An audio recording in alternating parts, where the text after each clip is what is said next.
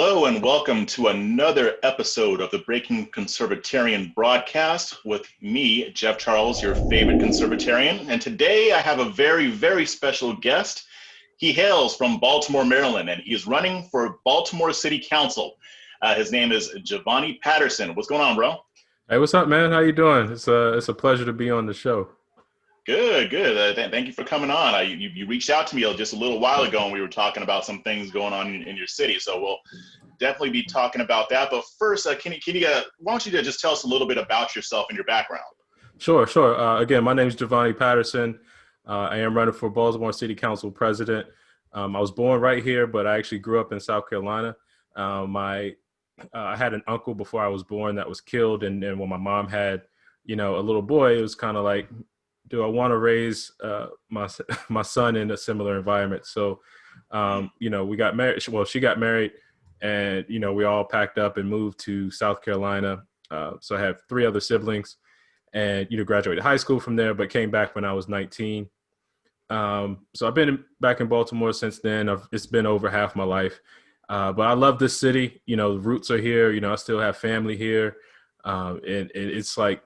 Baltimore, as an adult, I guess kind of raised me, into, manhood and things like that. So I love this city, absolutely love this city. But I work professionally as a cybersecurity engineer.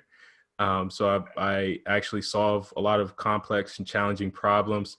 And what I do is sell to state and local governments and education. So I'm covering, kind of the public sector and solving a lot of cybersecurity challenges there.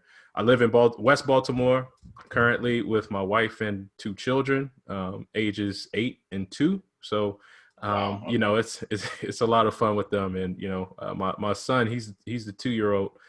I always say, I don't know what this boy going to be doing when he grow older.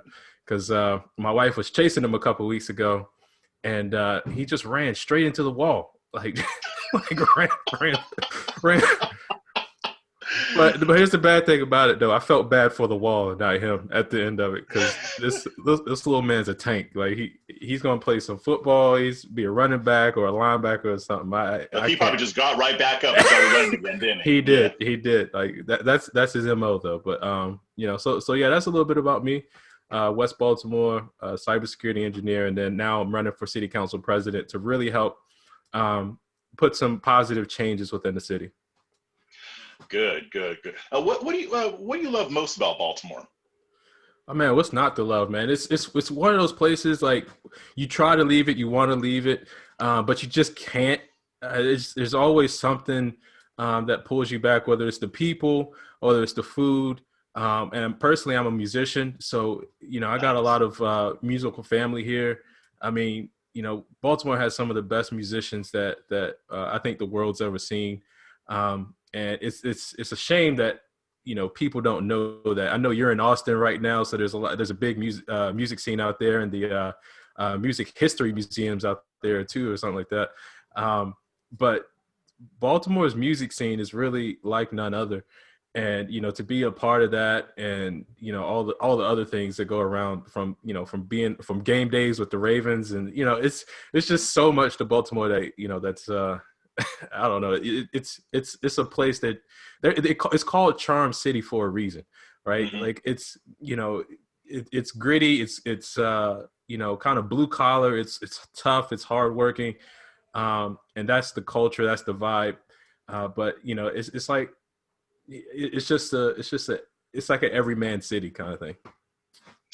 Gotcha. That makes sense. And I know I talk to a lot of people who they come from certain cities, and they talk about how much they love it. And it's funny because I was originally born in LA, and then when I in the middle of my childhood moved out to the suburbs, but I never really fell in love with LA. I didn't like it that much. But when I came out here to Austin, there's just something about this city, and I don't care about the political affiliation. I love the city of Austin. Like, I feel the same way about Austin that like you do about Baltimore, especially with the whole live music scene. I want to start getting into that so I can see more of it. But okay. I'm also a former musician too. I haven't picked up an instrument in years, but yeah, I didn't even know that Baltimore had a music scene. Yeah, no, it's huge, and you see my bass right here. If I could turn, like, keyboard right here, and then if I could turn, I have my 5-string. Yeah, it is a 5-string. Okay, so we're brothers in more than one way, because that's what I used Yeah, to play. yeah, absolutely. And then if you look right here to my left, my drum set is right here too. So like it's, Nice. the music scene here is crazy. That's awesome. That's awesome. Well, if I ever get out there, if you ever come out here, we'll have to jam sometime. Absolutely, So, absolutely. yeah. So let's talk about your campaign running for city council. Now, when you say city council president, do you have to already be on city council to be president, or is that just a position that you run for? Or? Yeah, so city council president is a at-large, citywide elected position. The city council vice president is something that's appointed by the city council. So the city council president is the 15th member of the body.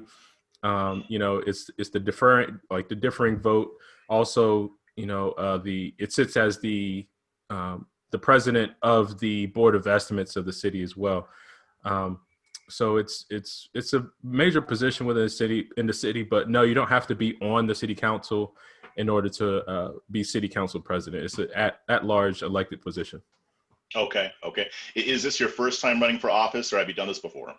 No, this is the first time running for office, any type Nice. of office, even even class president. So Wow. this is, Okay. it's real different. Now, I did do some things growing up, like debate school, and kind of doing the public speaking type things. Even though I was very reluctant to do it, my mom kind of forced me into doing it. But I did do some debates as a youngster growing up. Gotcha. Okay. Okay. So, I mean, this is your first run. You've obviously been in Baltimore for a while. So, what made you decide to run for office? Did you lose your mind, or? Well, so they say, if you're not, part of the change, or, just shut up, so I wanted to be part of the change that I wish to see. Also, if there was ever a year to win an election, with the national political climate, this was the year to do that. With the way the nation has viewed the politics that have been going on, and I think a lot of things have been exposed, on both sides of the aisle. But I think what's at stake here, the church is seeing that it's really a spiritual battle going on. Everyday people are seeing that, how close we are to ideas like socialism and communism. And then when you take all those things to an account, this was, the prime year to, to attempt to win an election that's not the status quo, I think, across the country, but, especially here in Baltimore. Okay. Okay. Now you touched on something that was very interesting. Something that I don't really hear a lot of people running for office talk about. You mentioned the spiritual battle. Can you talk to me a little bit about that? Yeah, so along this campaign trail, met a lot of, not necessarily church girls, but people that are, kind of in tune to like what's really happening, and we really see that this is a battle between good versus evil. With the way some taboo topics are being normalized, from things like, even pedophilia nowadays to, and where it's come from in the LGBT conversation. But, just all those things, all those aspects, the attacks on free speech, the attacks on being able to defend yourself. We've realized that, hey, this is not just a, Democrat Republican thing or left versus right thing. I mean, this is a battle for the soul of the country and the soul of our cities. And I like that you put it that way, that it's not necessarily Republican versus Democrat, although, we are opponents. Yeah. But I mean, there's probably plenty of people on the left who would want to combat evil, like, with the normalization of pedophilia. I mean, I saw a lot of Democrats coming out against that Cuties movie. It wasn't just people on our side. So, yeah. Yes. Yeah. I like that you put it that way. I did cancel my Netflix because of that too. So that was my form of that was one form of my activism recently. I did cancel Netflix because of that movie. I'm like, how if it's a movie about an 11-year-old girl and it's rated TVMA, I'm like, what is your target audience? And then seeing that cover photo, and I was like, okay, it's time for me to go. And you know what's weird about that? I mean, with other Netflix controversies, like with certain movies that would mock religion or things like that, when there was a big outcry against it, they ended up not putting the movie on there. But they didn't do that with the Cuties. They didn't back down with it. So it's Yeah. very instructive to me how some types of movies they're willing to listen to their audience, and with others not so much. So that was a little bit weird to me because I've seen them do it before and they didn't do that in this case. Yeah. Yeah, absolutely. I mean, there's a wake up call at sometimes for different people, and some people it may have been some of those movies that mock religion. To then, there was that one movie that did mock Jesus, like really bad, or something like that. But That's say what it I'm thinking of. I can't remember the name of it. I can't think of the name of it, but it was like it definitely mocked Jesus, and then they tried to say put the disclaimer in there that is no affiliation with some type of religion or stuff like that. But I think everybody gets to their breaking point. Some of them, some of us, it may have been then. Some of us, it may have been, with the Cuties movie. But what they're doing is just pushing the envelope and seeing how far you're taking. And what happens is some people you have just ride the bandwagon. They'll just stick on. And what's happening is we're being desensitized to it. And and I've heard as Christians, we're supposed to be tolerant. We're supposed to be this and that. But at some point, there has to be where we have to take a stance on something. I mean, when we look at the full armor of God, there is a sword for a reason, right? It's not because we're just supposed to, sit there and take everything that comes our way. He's given us a sword for a reason. So I had to, and that's the part I think, I had to really, really remember and recognize. And, so Netflix, like I said, it's gone out the house now. Yeah. I mean, and there's one thing. It's one thing about being tolerant, but it's another about standing up for what's right. Like you were saying. I mean, you look at the life of Jesus. He fought against the Pharisees, and he stood up for what was right.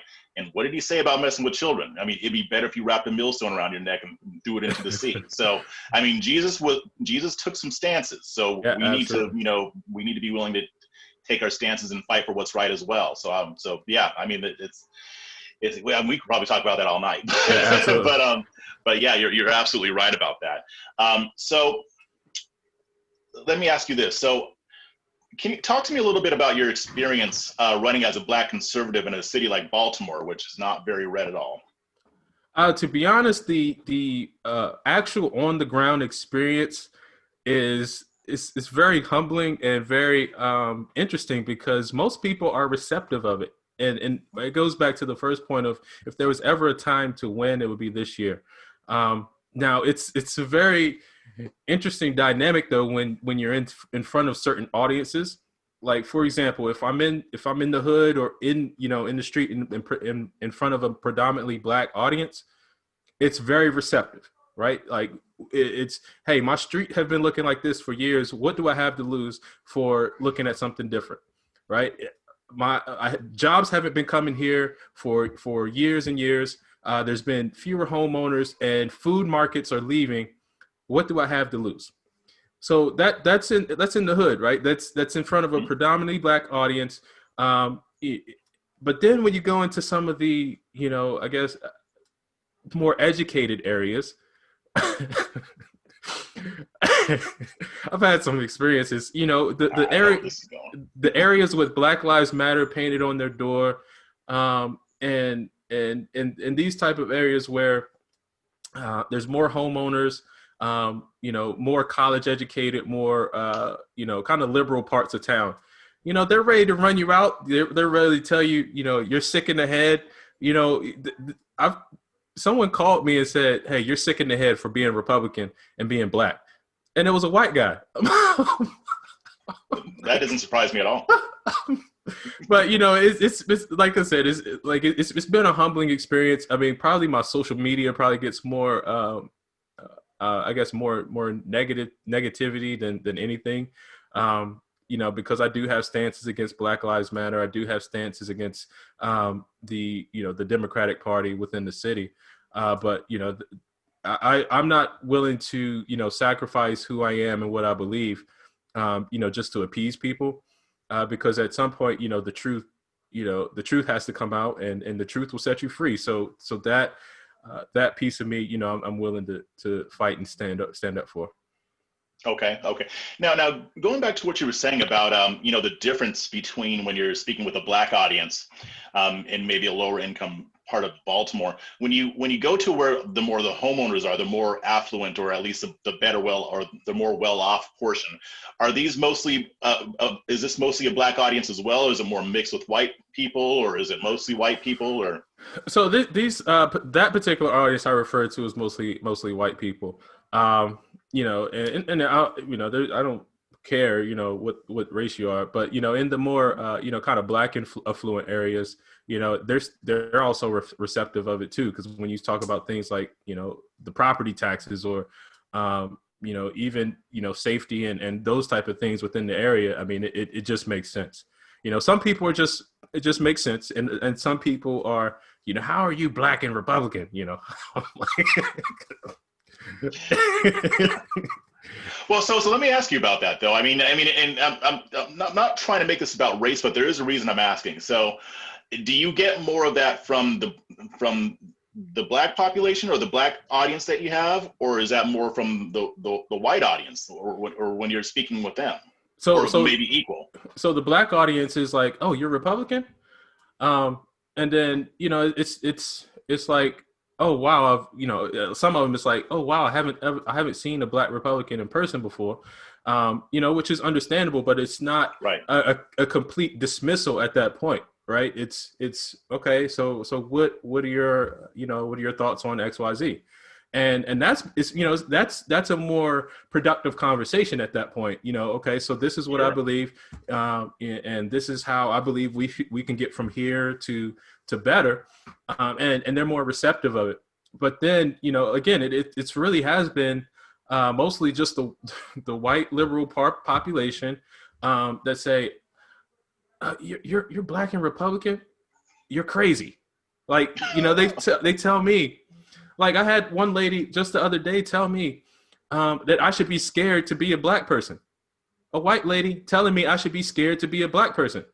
I'm like, if that's not the definition of racism, I don't know what is. And you're sitting here with Black Lives Matter posters on everything, trying to tell me about my lived experiences as a Black man and that I should be scared of you.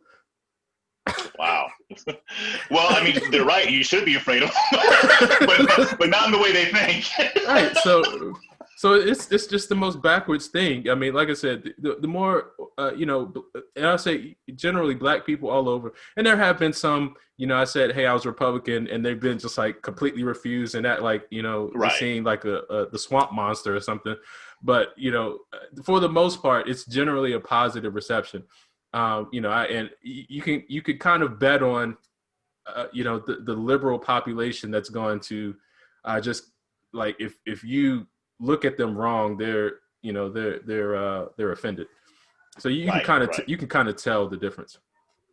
Gotcha. And just the reason I was asking that question that way is because when I talk about the GOP and having local candidates go into areas like Baltimore or Chicago or LA, one of the areas of pushback is, well, if we go in as Republicans, they'll kick us out, or they won't like us, or they'll call us racist, or blah, blah, blah, what have you. But what you just told me, that kind of refutes that, because at the very most, the word Republican doesn't seem to turn as many people off as they might think. And the ones that it turns off aren't necessarily Black people. Black people are willing to at least hear you out and hear what you have to say. Yeah, I would say at least I would say better than 80% of Black people are at least willing to hear a Republican. Gotcha. Okay. Yeah. So definitely glad we covered that. Now we talked about Black Lives Matter. So tell me a little bit about your stance on Black Lives Matter. Man, this is this organization. So first off, the movement and the organization, most people want to separate the two, which is understandable, but they're part of one and the same. Now, I always preface this to say, look, I was born to two Black parents. I have a Black wife. I have two Black children and 5 Black nieces and nephews. So naturally, Black lives matter to me. Sure. Right. This is just natural. Now, the movement is based on it's a Marxist movement, really, to get people to identify with the struggle, with an event, and then use that as a catalyst to build an entire movement, an entire organization to promote a Marxist, evil, satanic organization. I mean, I just watched the other night, Patrisse Cullors put on a ritual, shredding papers and doing some type of performance. And she explained, and she said the movement itself was built on this spirituality piece. Wow. So when we actually investigate what the movement and what the organization is about, it's not really about Black lives. It's about this satanic Marxist movement that they want to create and use the legitimate struggle of Black people, or the legitimate struggle, period, or an injustice, to promote this this movement. Now, here's the thing: they've scrubbed the website now. I'm pretty sure you're aware of the about us, what we believe. But when it was up, if you notice, they don't talk about Black men at all. They talk about Black trans. They talk about in affirming community. Affirming women, and so the components that have known to work in the Black community, which is having a mother and a father in the home, raising kids, which leads to the best outcomes when it comes to even things like crime, when it comes to education, when it comes to financial success, when it comes to jobs and things like that. The best situation that can create that outcome is having two parents in the home. Yet this organization has built itself on essentially degrading men. Right. So things that would work for the Black community, they don't stand for. And that's generally that's my biggest problem with Black Lives Matter, especially when my campaign slogan is bringing family back, when the very thing that I'm trying to bring back, which is families, you guys are trying to destroy. So you're a direct enemy to me. Yeah, I like that, bringing families back. So let me ask you this because with the whole movement and in the organization, do you see a difference between that and then people who might say, maybe some of the Black voters that you've spoken with, just going out into the street and protesting, saying Black Lives Matter? Do you think that they're on board with the rest of that? Because I mean, it seems like, especially with the Black community, they're not really with all that. I mean, you told me about that ritual. Most Black people aren't going to be down with that. But do you see a difference in maybe some of the rank and file people, maybe who they're not affiliated with the movement, but they use the slogan when they're out protesting if there's a or perceived injustice? Look, I'm supportive of any protest. As a matter of fact, I was down at the Black Lives Matter protest here on June 1st. And that was a week after the George Floyd situation. So I was there. So I'm not opposed to the protest. I'm not opposed to that. But what I am opposed to, and this is really grounded in my faith. I'm opposed to all the rituals surrounding it, right? So the whole say her name or say their name or the kneeling. The way I related to is like when the three Hebrew boys were taken to the statue, to the golden statue, and everyone in the square was told to kneel, and that's what everybody is doing now. They're kneeling to Black Lives Matter. I think Black Lives Matter is the ideology. I think that is the gold statue at this point. And people are just unaware. I try to imagine like what it was like to be called into the square by King Nebuchadnezzar, not knowing really what's going on, but everybody else is doing it, so I'm going to kneel too. I'm going to bow down to the statue as well. But then there was just the three boys that stood up. And if you stand against Black Lives Matter, if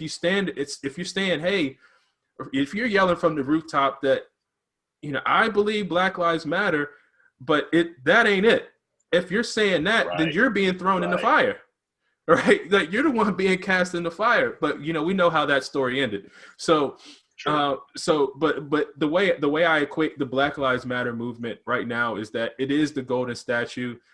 It's and here's the thing, man. History repeats itself. So this whole movement is nothing new. I mean, it's the same thing we've been seeing since the '60s.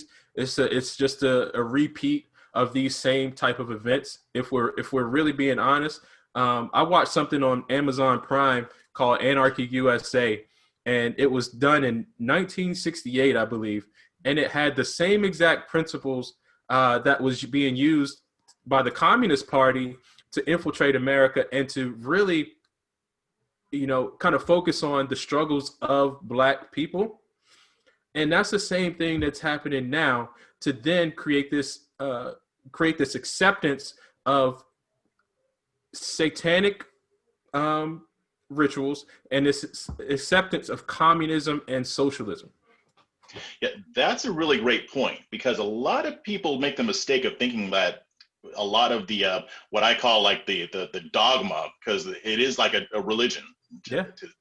Like far left Marxism is like a religion, and they think it's something new, but this is just the same thing that happened in the 60s just repackaged. Yeah. I mean, there was a big Marxist movement. It wasn't all Marxist, but even MLK kind of started falling into some of that stuff too. So, and especially, there were a lot of Black socialists who were really trying to infuse that into the culture.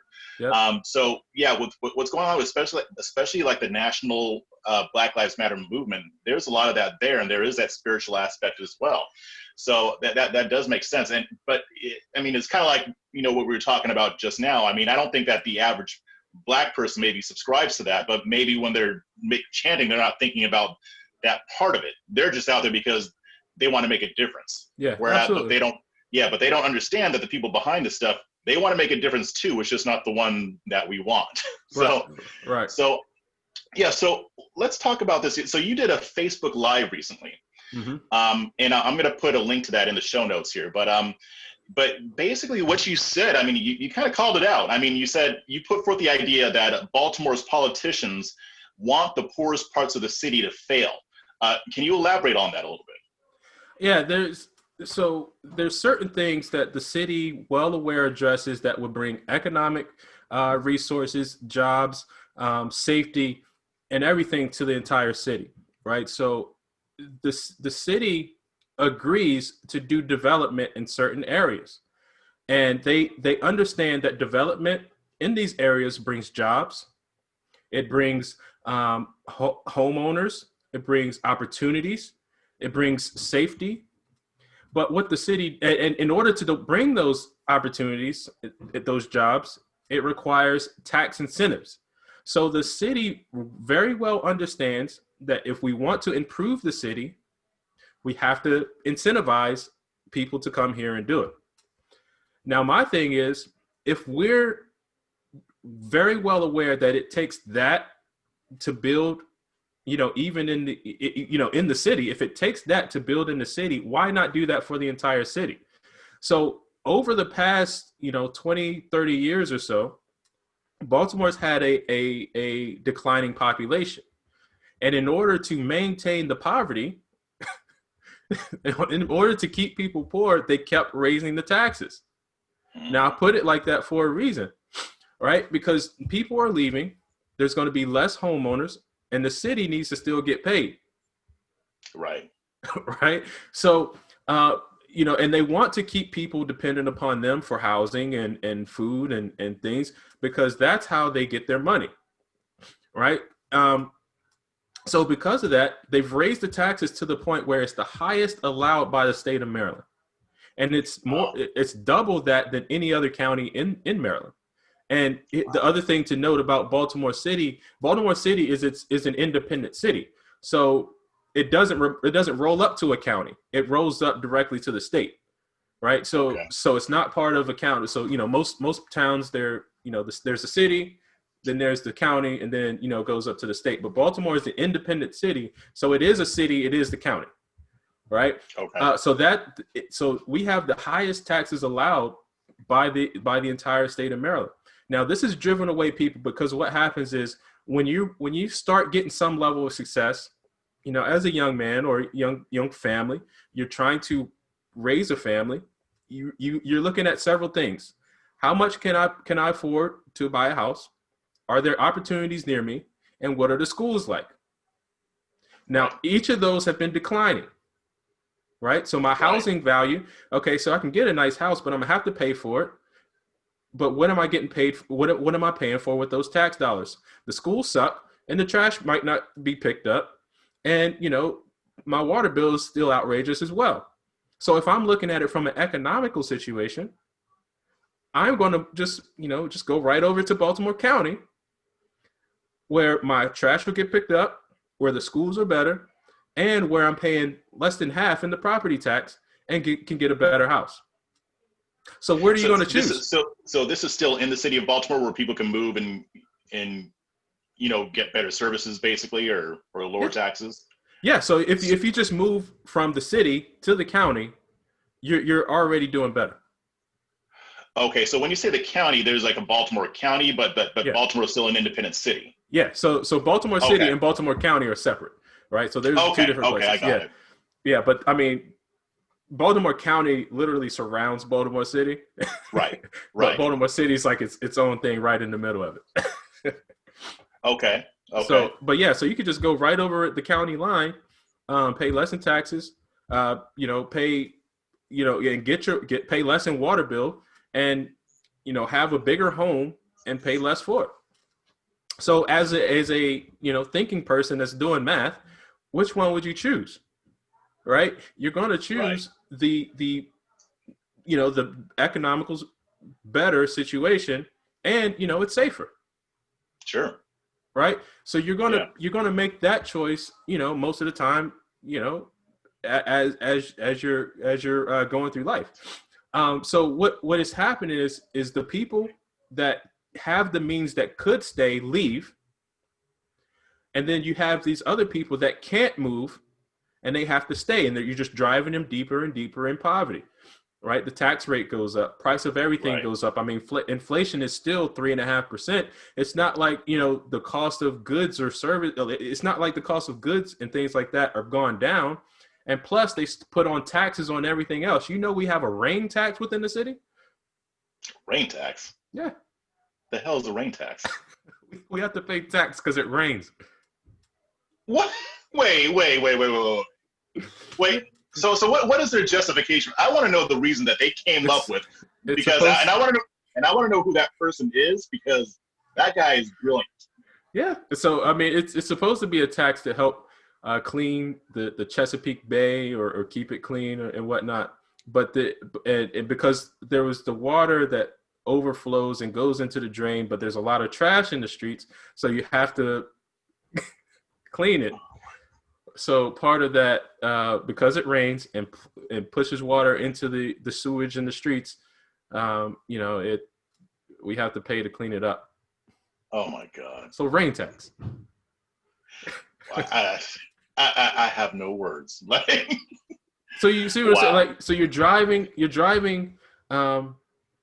homeowners away. You're pushing people deeper into poverty, but you're also driving businesses away, right? Because now it's not advantageous for a food market to open up here. It's not advantageous for even small mom and pop shops to do business here. And Baltimore is set up in prime position for all that to take place. But the tax incentives and the way the tax structure works, it's so challenging to do business within the city. Wow. Okay. So I know in Baltimore, and I've never been there, so I'm going to be asking a lot of questions about that. So are there areas of Baltimore City that are more affluent? Because I believe there are, but yes. How? I mean, are they just staying just because they can afford to pay the high taxes, or? And they pay more. And they pay more. Yeah, they pay the higher taxes, but they can just afford it. And they pay more in taxes. Okay. So in the city, we have these things called special benefits districts, right? So these are a surcharge to the taxes as well. So Baltimore is already 2.248%, but we have some areas paying close to 2.5%. Oh, Right, okay. right, Okay. because Right. but Okay. Okay. I'm getting they it. voluntarily pay extra taxes to get some. They say it's additional services or things like that, but it's really they're getting consistent basic services that the rest of the city should get. And if we're talking about redlining, that's another form of redlining if we're honest about it, because now you're really keeping certain people out of those areas because now the taxes are even more higher. Yeah. So they can't possibly move to those areas. So yeah. Yeah. Right. So and the city council and the city still supports this. You know, it's like they're they're they're stealing from the rich, and not even stealing from the rich, and the rich are being like, hey, I'm gonna give it to you anyway. You know, and it's going into the money downtown into the general fund or whatever it goes, and then nobody knows what happens to the money once it gets to the general fund. Wow. Okay. Okay. So I mean, and I don't know how much you'd be able to answer this question, but for people living in the more the more low income areas of the city of Baltimore, I mean, what is life like for the average person? I mean, because they obviously can't afford to just up and move like other people can. I mean, what is it like? Well, I mean, economically, it's depressing. I mean, if we're talking about economics, it's depressing. I mean, you have people, you know, that wake up and looking across or in their whole street is just, you know, abandoned, boarded up homes and, you know, rats running around. I mean, it's some of the views and some of the situations some people live in are really sad, and and it does a toll when you see things that you shouldn't see, like when you have to walk by this going to school, or when you have to walk by this going to work, and some people are doing the best they can, but you know, if you're one person, you can't own every house on the block if you don't have the means and build everything up. I mean, there has to be some way that we can revitalize all of these areas. So you know what it's like. You know, again, some parts are challenging, but we do have some, you know, some decent neighborhoods as well. I mean, we're still a majority Black city, so we, you know, and it's all levels of you know of Black people. So so there's a little bit of everything here, Right. but when we're talking about, you know, some of the things, some of the fundamental challenges, you know, you can't get from one side of the town without seeing several series of boarded up homes or several areas of vacant lots or vacant and abandoned buildings. Like you can't, you know, you can't go across town and not see that. Okay. So let me ask you this. As far as the politicians who are in control of Baltimore, I mean, they have this whole system set up. I mean, they've got the more affluent areas where people are just willing to pay more taxes on top of more taxes. And then you've got the areas that are more destitute, and the people who can move out, they do. And the ones who can't move out, they have to stay. What do you think that they have to gain from having this type of system? I mean, wouldn't it benefit them more to have as much of the city be as prosperous as possible? Yeah, I mean, you would think that, but they're in the hands of these particular developers and you know, kind of investors, so to speak. So if you look at the campaign donations and the donors and the legacies of several of the past administrations, you know, it's just the same cycle. And here's the thing: like the spirit of Baltimore is just so resilient. You know, it's so like I guess. The best word I could just say is it's just gritty. Like, you know, it can persevere through a lot of things. And I think a lot of people, a lot of the system, a lot of the good, hardworking people within the city are just, you know, really just waiting to see that next change. But the city, the current leadership and past administrators are trying to break that will. And they're doing that by you know, again, keeping the high taxes, keeping the businesses away, so that at some point everybody that can leave will leave, and what they'll have is this empty city in which they can now give over to the developers in which they've been beholden to this entire time. They, you know, if we let things go the way they go, I think if Baltimore gets down to maybe about 400,000 in population, maybe 350, you know, they it's game on for them. They've sold the city. So The city is down the river.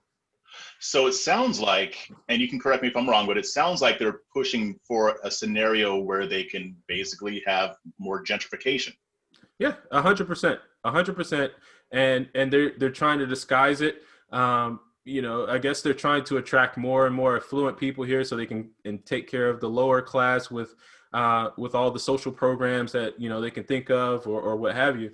But I'm not sure what the total mindset of that is, but it's clear to me that they want to sell the city out to the highest bidder. They want to sell it out to these real estate developers. They want to sell it out to these certain few people, and they want to keep certain people, they want to keep certain names kind of circulating behind the scenes within the city politics. Okay. Do you have any idea? I don't know if you know this off the top of your head, but do you have an idea what the unemployment rate is in Baltimore? I'm not sure what it is off the top. That should be something I know, but I'm not sure what it is. I mean, but Okay. COVID really hasn't helped. Right. But even I do know this though.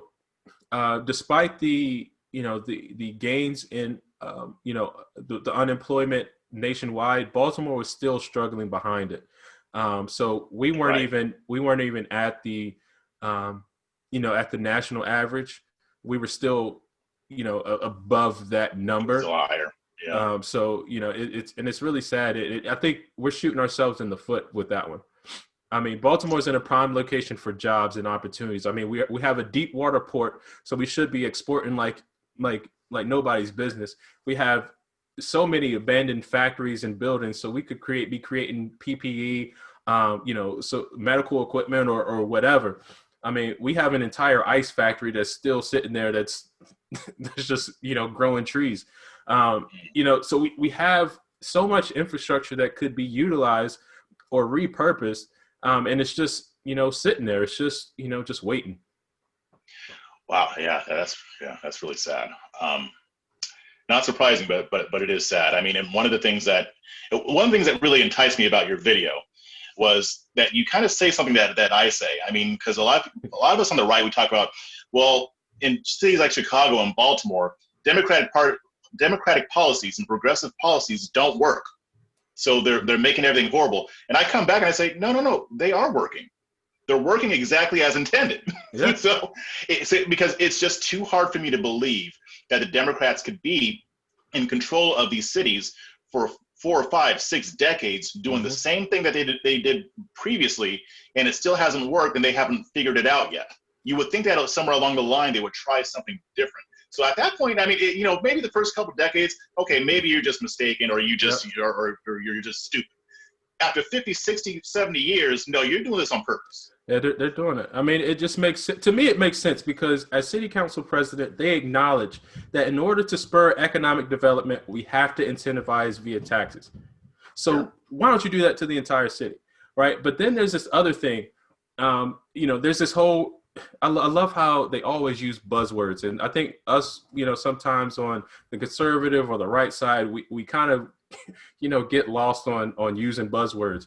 Because we need to have quick trigger points that we can just say that, right? Right. So, exactly. so they got this, thing. They have food deserts, which is the absence of markets in certain areas. But now we have, especially with the virtual learning and the way the kids are going about school, they call it the digital divide. So this is access to internet or access to laptops or those type of things. Now. There's a company within the city that has actually offered to build the infrastructure and pay for free Wi-Fi for the entire city. Okay. But the city said no. So this isn't this isn't going to be a government funded project. The company wasn't looking for any government grants that have to be or government contracts or loans or anything like that that would have to be renewed or anything like that. This company was willing to use the unused infrastructure that Baltimore City already has and build on top of that to provide Wi-Fi for the entire city. Now, here's the thing. Right. Do they need a pilot program? Well, they've already been providing free Wi-Fi downtown for about 3 years. Okay. The same company. have already been provided. All they need to do is have access to the access to the unused, cabling and conduit. Now here it's unused, it's in the ground, it's already nobody's touching it. Nobody's using it. Okay. And the city said no, and they want to extort the company. They say no, you need to pay us. You need to pay this. So well, we're providing free Wi-Fi for the entire city to help end the digital divide, and the city says no. Now, I agree. There should be some legitimate negotiations done, because me personally, of course, as a cybersecurity engineer, okay, it was like, all right, so what are you doing with the data? Like, those are my questions, right? What's the trade-off? What's the exchange? But we're talking about a city council and a city government that is preaching, we have this digital divide. We have kids that don't have access to the internet. We have this. And you have a solution right inside the city that says, hey, let's help end the digital divide. And the city council says, they're not even willing to consider it. I mean, that doesn't make sense. I mean, you have something in front of you. And I understand, like you said, there has to be some negotiations involved. There has to be some back and forth. They have to basically figure out the logistics. Yeah. But they're not even willing to consider it. I mean, what is their excuse for that? What reason have they given? Well, I'm starting to investigate this now. I'm getting into the weeds with it. So I haven't gotten to the city side. I would like to hear what the city has had to say about it. But from the customer, from this company's perspective, it's like, we're trying to pay for everything. We're trying to pay for, we're trying to pay for providing this service to help end the digital divide. And you're not helping us move along. I could see, and maybe we don't do it, maybe we can't get a deal done here, but it's not like the deal's off the table. No, the city's completely, right, kind of shutting these things down. Wow, that's like that's obscene. Like that doesn't make any sense at all. Like when you start finding out more about this, let me know, because now you got me wanting to go and research this too, because I mean that should be exposed. And what's sad is that it doesn't seem. I mean, are any local news media outlets discussing this, or? Well, you're actually the first media outlet that I'm reporting this to right now. So we're actually on the ground floor making this happen. And I'm not. We're breaking some news. Yeah, so we're breaking news, and I'm not retracting anything I said. So what's the name of the company? The company is called AI Net. AI Net. Okay. Yeah. Okay. Yep. Yeah. Then I'll see. I've already got enough on my plate, and now you're giving me more. Thanks. I appreciate it. Hey man, you're welcome. You're welcome. Okay. So let me ask you this then. When you're talking to voters, to potential voters, regardless of the area of the city that you're talking to, what are their feelings towards the local government? So look, I mean, it's obvious distrust, but here's the thing. My opponent is married to the state's attorney. Okay. So two of the highest elected positions in city government, they're looking at one house, right? So this is what I say to to people when I'm going to when I'm speaking or knocking on doors. I say, hey, if you believe too much power shouldn't be in the hands of one family, especially one that shares the same bedroom, I'm the option to prevent that from happening. And he's like, yeah, well, I don't like that. Yeah. That's unheard of. Like, how does that even happen? Like, yeah. So that's my that's my directive when I go out canvassing and knocking doors and stuff, and people are really, really receptive of that. But the overall feel for government is, hey, it's been mistreated, it's been misusing us for so long. Why not, try something different? I mean, there was one lady. I went on live one night. I was out canvassing, and she was like, if you elect a Republican, they can't do any worse than what the Democrats have done. There was somebody else who said something like that too. Like, what the hell do you have to lose? I mean, you really don't have anything to lose. I mean, and then a lot of the policies and the positions that we put forth. I mean, when I talk about we need to lower your taxes as a homeowner, I mean, on a $200,000 house, you're paying about $4,300 in taxes. Well, more than that. More than that. Yeah, a little bit. Yeah, no, about 4,300. Yeah, you're paying about $4,300 in taxes.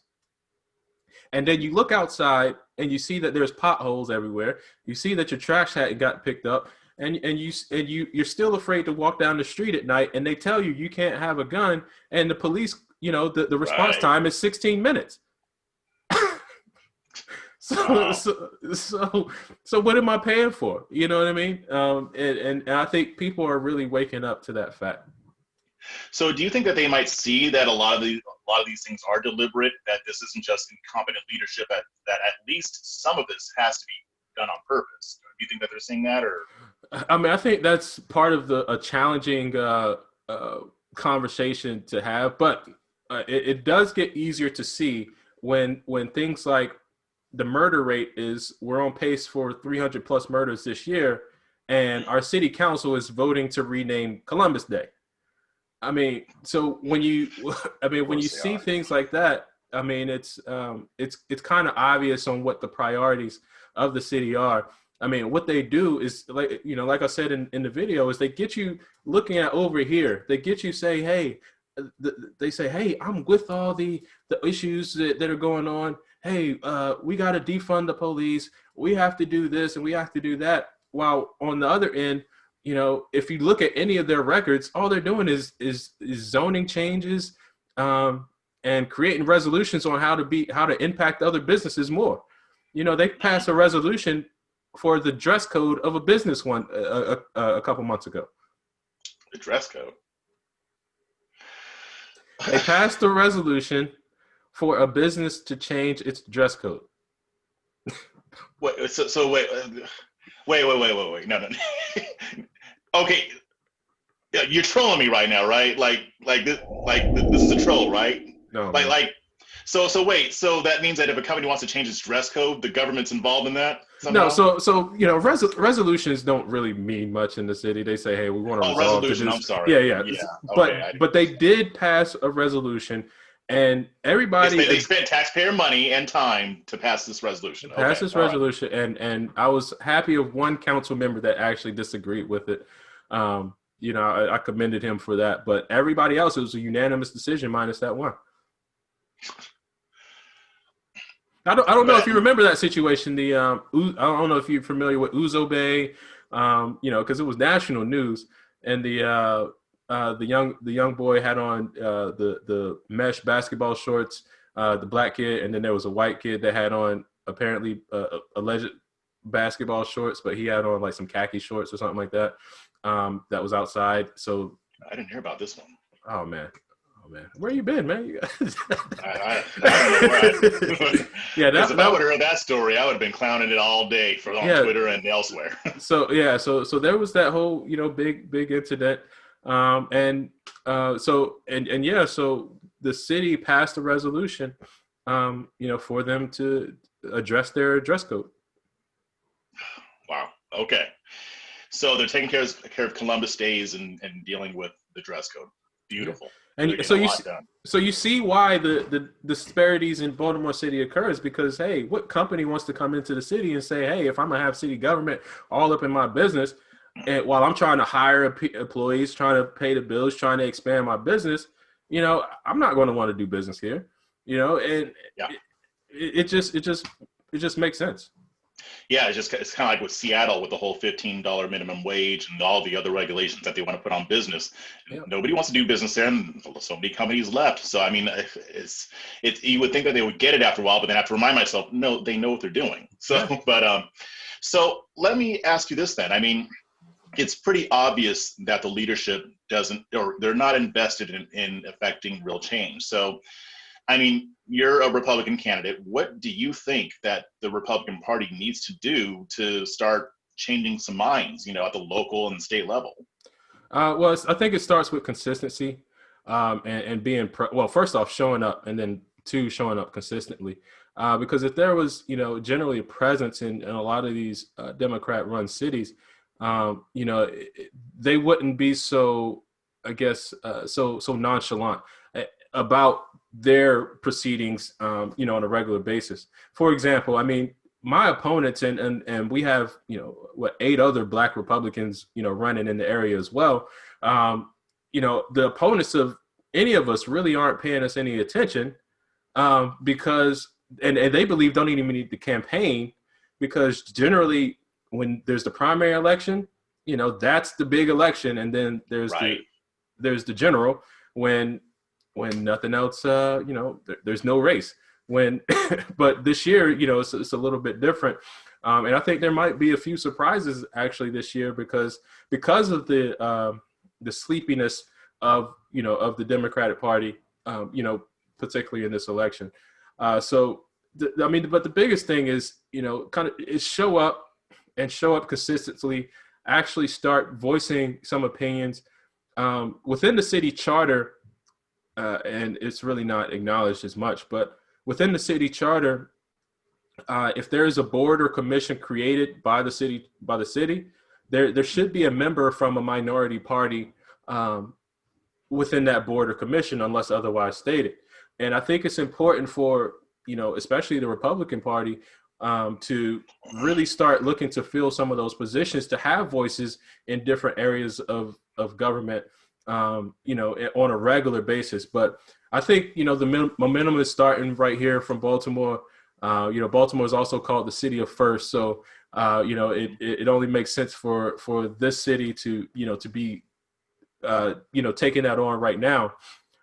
So I think this is going to be a movement throughout the entire country, but this is kind of the baby, like the seed it's growing, and we'll see it take off here pretty soon. Especially with the work Kim Klasik's been doing, she's touching Baltimore City, and as we see that grow, we'll see it, grow nationwide as well. Yeah, I mean, I've been, especially over the past few weeks, I've been paying a little bit more attention to Baltimore, and I can easily see how it could become that prototype that the GOP could use.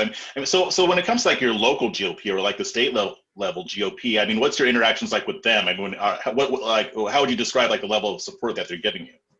Well, it was kind of lacking at first, but I think that's kind of like one of those. I get torn between like conservative values and then how much somebody should support, right? Because part of the, admittedly, part of the conservative and Republican platform is like pulling yourself up by your own bootstraps, right? Like, do what you can do without the support of others, and then, nobody else can say I did this for you or whatever. And that's what a lot of the candidates have done. So there was very little to no support from the, in ways of direction, finances, or anything from the party. But now, as momentum starts to build, you do see the party, saying, "Hey, I want to take a little bit of action. I do want to get involved." And again, it's a combination of people getting out there and doing it themselves, and now the people are starting to see and say, "Hey, maybe I was wrong. Maybe I was, it's like, investing in stock on a startup, right? I didn't know if your product would work at first, and then, and now they're starting to invest in it. So do you think that they changed their mind because they're starting to see you guys gain some more traction? Yeah, absolutely. But that again, it goes back to those conservative values that tend to hold true with a lot of people. It's like, I need to see some action from you before I invest anything. And now, Gotcha. They're seeing the action, and now people are wanting to invest. It's hard to get that kind of startup money, especially when you have first-time candidates. You have, people that are, some of us were even new to the party itself. So it's hard to, get that. But there do need to be key aspects, I think, in place. And those things include things like organizing and, running a campaign and those type of things that I think need to be in place, more structured for those ambitious candidates that do come along and say, hey, let's take the bull by the horns and let's go. If there was, something I would suggest is have those key pieces on the structure of campaigning, of structure of getting out there, then, that would be my biggest thing. Okay, great, great. Well, yeah, I mean, those were pretty much the questions that I had, but I mean, I had a really good conversation here, so we've got to do this again. But was there anything else that you wanted to leave the audience with, or?